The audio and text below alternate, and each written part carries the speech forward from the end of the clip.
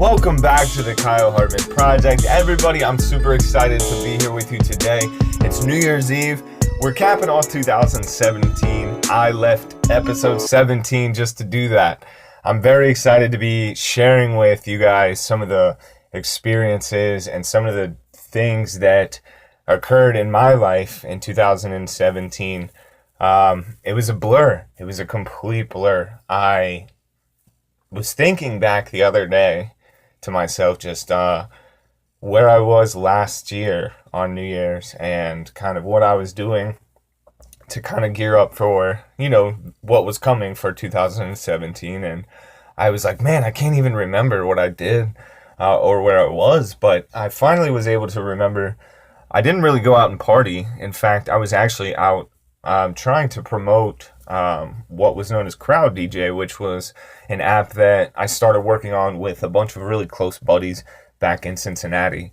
And so that's when I started kind of laying out a timeline for this last year. So I'm really glad that the podcast is here. It's exciting to kind of look back. I have some notes written down just from, recapping the show and recapping 2017. This year has really been crazy for me. Just to start it, like I said, I was involved with this app back right around this time last year. So take yourself to New Year's. It's 2016 and, we're getting ready for what was 2017. So I've been meeting with my buddies, planning to move to California soon at that point because obviously I wanted to be closer with my son Oliver. So I was still working on this app on the side. Aside from our full-time jobs, we would all meet up on weekends. We would do things on the side to try to make this thing work out. And so that's when I got kind of a taste of, I found a little bit more of my entrepreneurial side that I think I lost a lot of my adulthood. I had it as a kid. I always had that spirit in me. So this kind of brought that back. Now, once I started to develop more detailed plans to leave for California, there was just a lot of stuff that kind of took place that, pushed the app to the side, basically. And so this is when I started planning for what I came out with as Hartman Media, as well as planning for this podcast. And a lot of that was inspired. I've said it many times. A lot of that has been inspired by Gary Vaynerchuk. He really just, him along with, us trying to develop our own app and just me putting in the effort. I wasn't with my son, and I just remember just having this feeling that, if I was doing anything but working, that I would be doing my son wrong, essentially.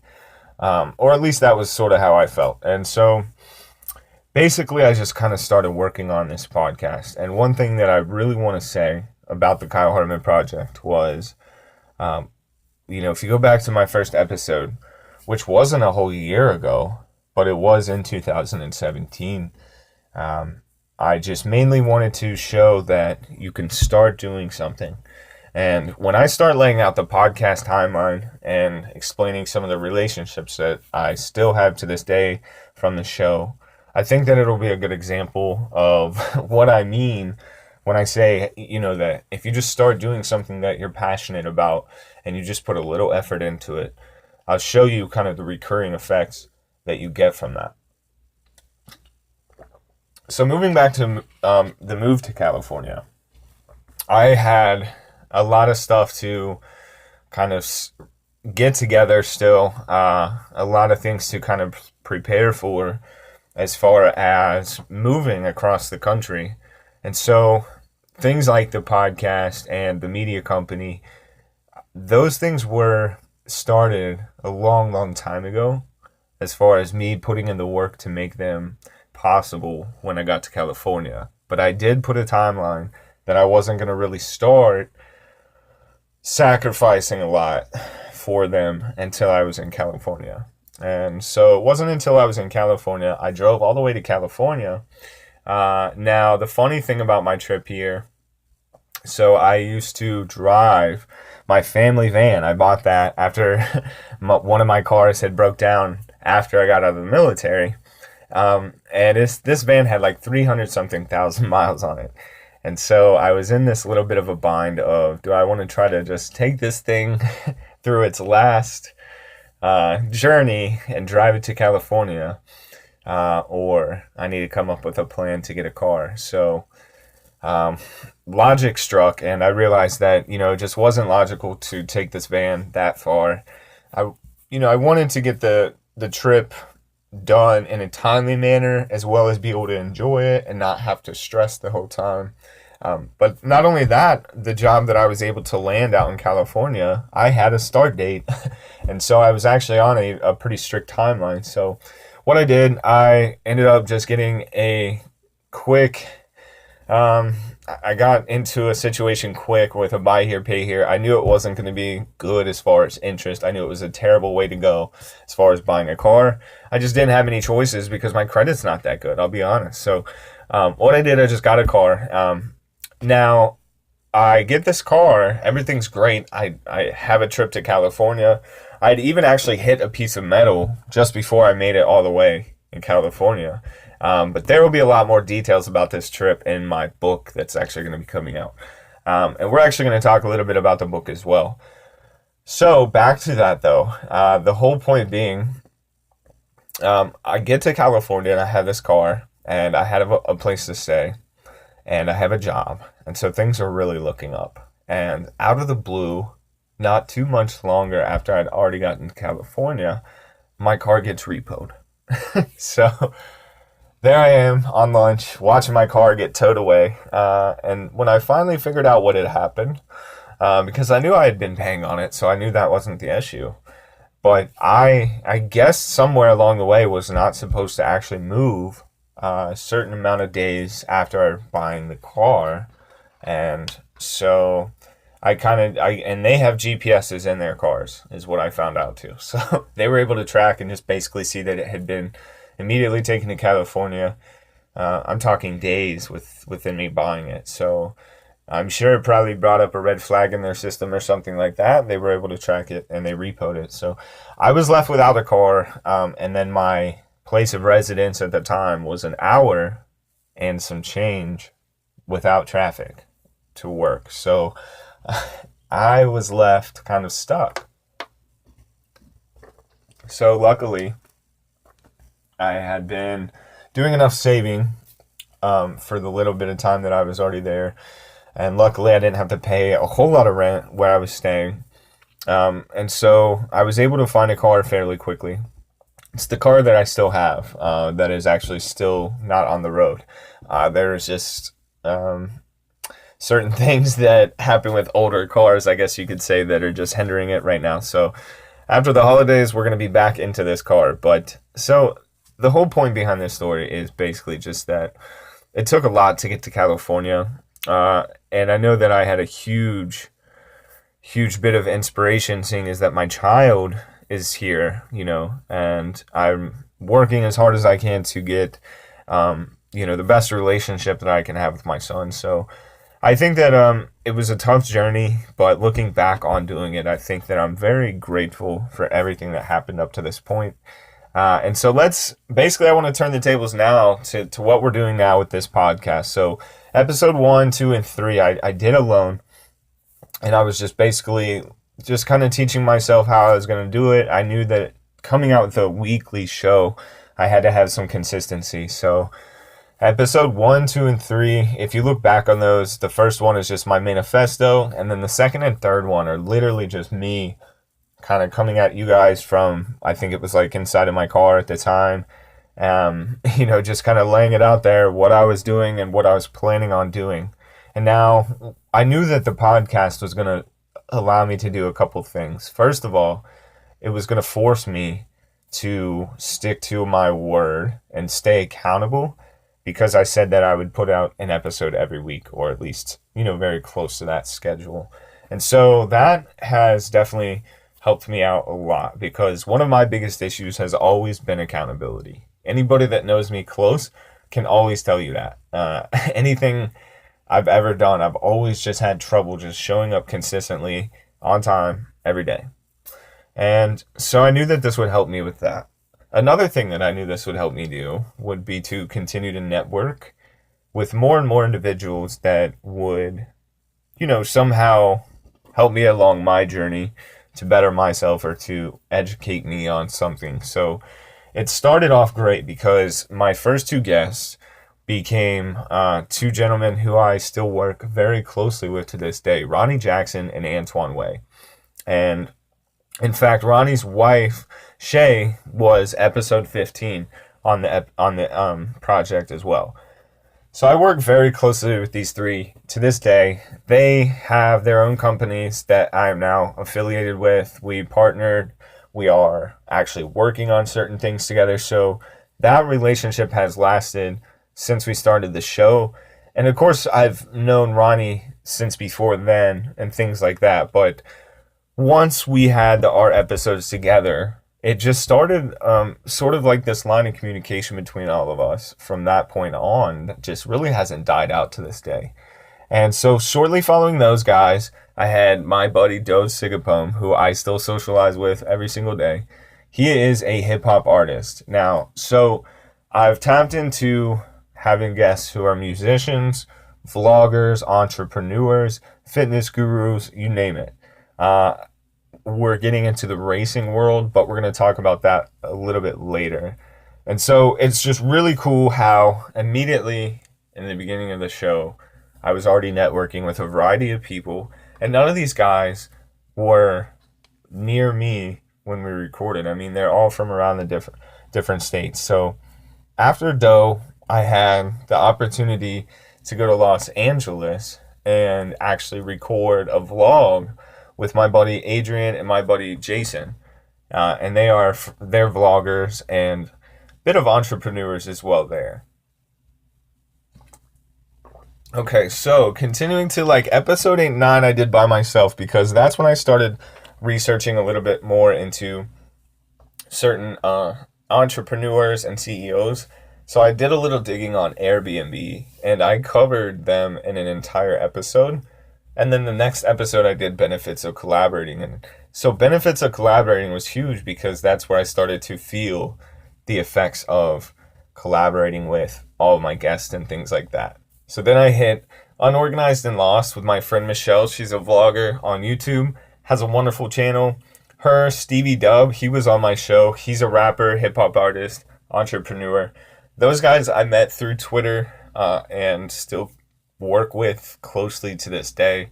After all of that, I had the pleasure of actually getting to take Oliver to, I believe it was, Los Angeles, and met with a veteran friend of mine named Tom who has his own nonprofit, and he helps different veterans from around the world, from all over the country, basically coping with PTSD and things like that. But he has incorporated actually getting them involved with a racing team. So he was on my show and I was able to go down with Ollie and we were able to see what they kind of do during events, promoting, their nonprofit and the race team and what they're about. So that opened up doors that are really exciting for me because I grew up in the racing world.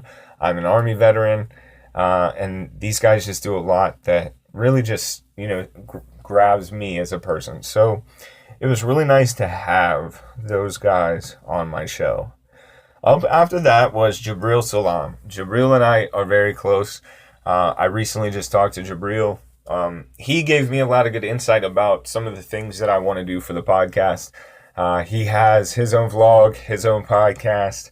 He does a lot. He is one of the most hardworking, just overall well-rounded individuals that I had the pleasure of knowing. So after Jabril, I got to talk to Grant Eilertson, who I believe, is my youngest guest to this day on the show. And Grant is actually now my coach. So Grant has a couple of his own companies and programs. One of them is Raise the Bar Training. And so I have the pleasure of being in a 12-week program where Grant and his girlfriend, Em, are basically coaching myself and a couple other people, and we are helping them with another one of their programs that they have set in place. So I didn't even know that that would come to what it is now at the time that I was talking to Grant on the show and getting to know him and things like that. And so that's just another good example of how I'm still staying actively connected to most of my guests on the show on a very consistent basis. And what that is also doing is it's creating my space within myself mentally and within my daily habits to stay kind of focused to everything that I'm dreaming of and everything that I want to accomplish. And so I mentioned Shay Jackson. She was episode 15. Episode 16 is really cool because this is my good friend Jordan. He calls himself Backpack Boy Beats. That's what he goes by on all of his social. That's the beats that you hear in this podcast and the intros and outros.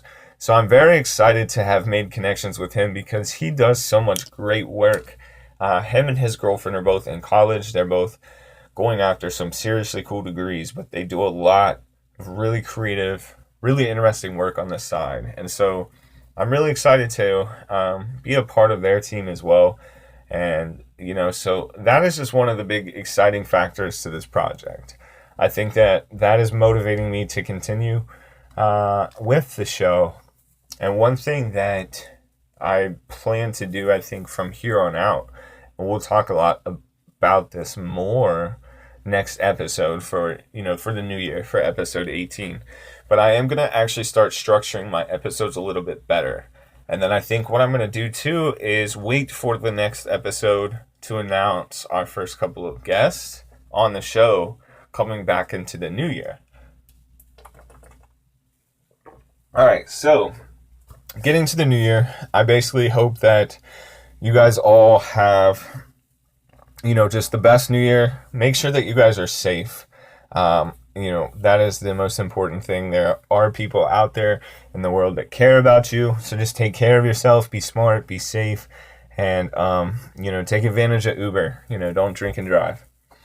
One thing that I want to point out to everyone too, I know that everybody mentions New Year's resolutions, yada, yada, yada, this and that. And one thing that I can honestly say with the year that I have had, reflecting back on my 2017, I'm still nowhere close to where I want to be. Obviously, my main goal is to be with my son. I spent Christmas, New Year, most of this last year without that. So it's been very tough. And one thing that I can honestly say is that it would have been very easy to let a lot of things that get in the way of my missions and my vision. And I can certainly say that everything that has changed leading up to the new year had to have started a little bit before New Year for it to actually become a reality for me, I think. So what I mean by that is, if you're setting New Year's resolutions, that's great. I encourage you guys to set some goals for yourself. However, if you're too challenged to try to start it, now versus giving yourself the excuse, so I know it's the new year now, so it's a little too late, but it's just something to think about.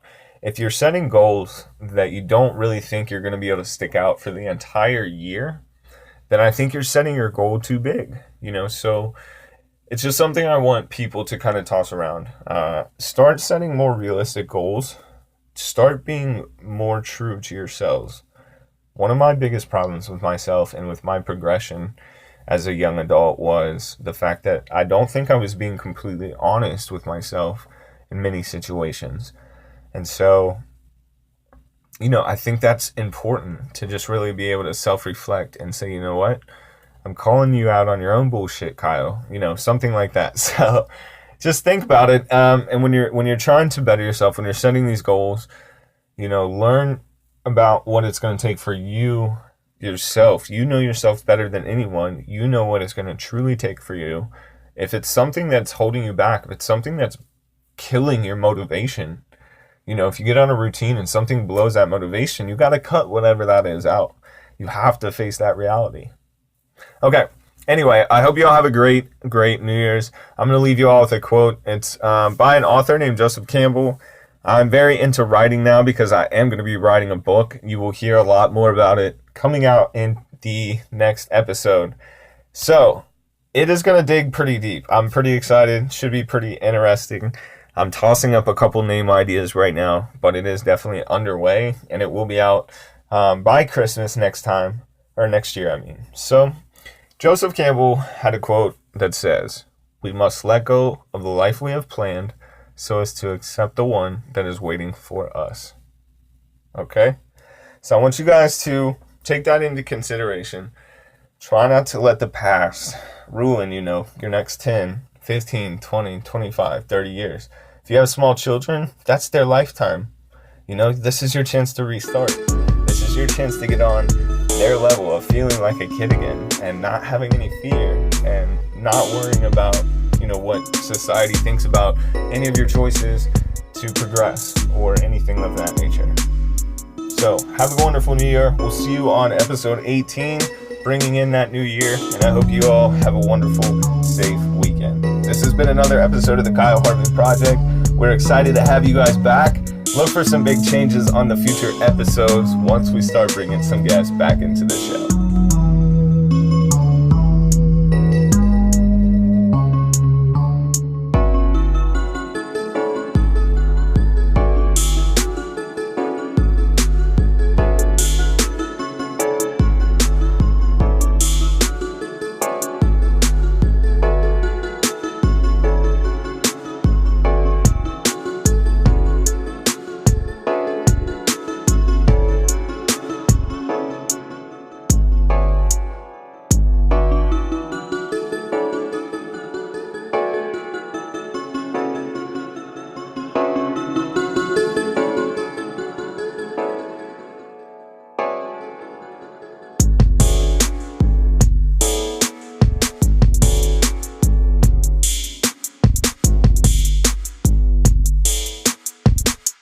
This has been a Backpack Boy production.